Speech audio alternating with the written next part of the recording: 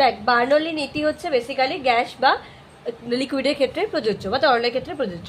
সেখানে কি হয়, গতিশক্তি, স্থিতিশক্তি আর চাপ শক্তি, এই তিনটের যোগফল নির্ণয় করা হয়। এবার এই তিনটের যোগফল সেটা কি, সেটা হচ্ছে যে প্রথমে আমরা গতিশক্তি বের করব, মানে হচ্ছে কাইনেটিক এনার্জি, যেটার ফর্মুলা কি হাফ এম ভি স্কোয়ার। এবার এই দুটোকেই একবার আমি একক আয়তনে বের করব, আর একবার আমি একক ভরে বের করব। কেন আমি বলছি, এটা সূত্রের মধ্যেই রয়েছে, এটা শুধু গাণিতিক রূপটা করা হচ্ছে। তাহলে একক আয়তনে যখন করছি, দেখ হাফ এম ভি স্কোয়ার, একক যেটা বলবে না সেইটা দিয়ে ডিভাইড করবি। তাহলে হাফ এম ভি স্কোয়ার, এই ভিটা একটু ছোটো সাইজের লিখবি, কেন কি আমি উপরটা লিখেছিলাম, এখানে লেখার সময় বড় হয়ে গেছে, নাহলে আয়তন আর বেগ দুটো এক হয়ে যাচ্ছে, একটা ছোট একটা বড়, আয়তনটা বড় হবে বেগটা ছোট হবে। তাহলে ওখানে দেখ পড়ে আছে half M V square by V, ঠিক আছে। এবার এখানে M by V, M by V মানে কি, এম মানে হচ্ছে ভর, ভি মানে হচ্ছে আয়তন। তাহলে এম বাই ভি এটা হচ্ছে ভর বাই আয়তন। এই ভর বাই আয়তন দেখ আমি কি লিখেছি, ঘনত্ব।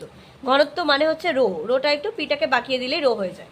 তাহলে এই ঘনত্ব মানে হচ্ছে density, density equal to mass by volume. তাহলে মাস বাই ভলিউম, তাহলে মাস বাই ভলিউম হচ্ছে, তাহলে এখানে আমি কি করছি, mass by volume multiply V square তো ছিলই, তাহলে মাস বাই ভলিউমের জায়গায় আমি কি বসাতে পারছি, রো। তাহলে হাফ রো ভি স্কোয়ার হয়ে গেল। এটা বেরিয়ে গেল আমার ই কে এতটা। এবার আমি বের করব একক ভরে, মানে পার ইউনিট মাস। এটা পার ইউনিট ভলিউম, এটা পার ইউনিট মাস। তাহলে পার ইউনিট মাস যখন করব, দেখ half M V square by M, M আর এম কাটছে, তাহলে হাফ এম ভি স্কোয়ার। এই ভিটা নট ভলিউম, দিস ইজ এইটা হচ্ছে বেগ, মানে হচ্ছে ভেলোসিটি, সেটা দেওয়া আছে। এবার আমরা একইভাবে বের করব স্থিতিশক্তি, মানে হচ্ছে স্থিতিশক্তি মানে হচ্ছে পোটেনশিয়াল এনার্জি। তাহলে পোটেনশিয়াল এনার্জি ফর্মুলা কি, এম জি এইচ। এবার একক দুটো প্রত্যেকটারই আমরা একই জিনিস করব, একক আয়তন আর একক ভর, ঠিক আছে, মানে পার ইউনিট মাস পার ইউনিট ভলিউম। এবার পার ইউনিট মাস যখন করছি, তখন দেখ ওই যেটা ফর্মুলা সেটা দিয়ে ডিভাইড, মাস মানে এম আর এম কেটে যাচ্ছে, শুধু জিএইচ।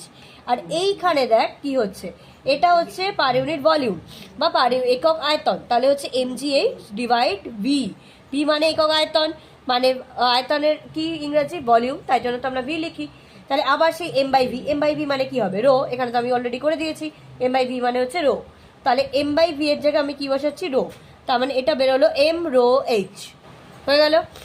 নেক্সট, তাহলে এইবার হচ্ছে বের করব আমরা চাপ শক্তি, মানে প্রেশার এনার্জি। সেটা কি, সেখানে আমাকে একটুখানি আলাদা করে কিছু আমাদের ধরে নিতে হচ্ছে।